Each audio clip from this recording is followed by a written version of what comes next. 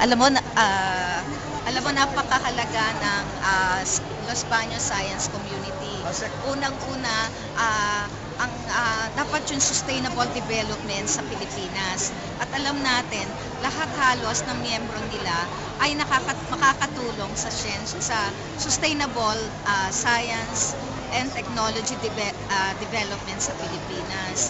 So hindi lang kasi yan dapat yung mag-produce tayo ng mga produkto na akala natin maibebenta natin pero nakakasira naman sa ating kalikasan.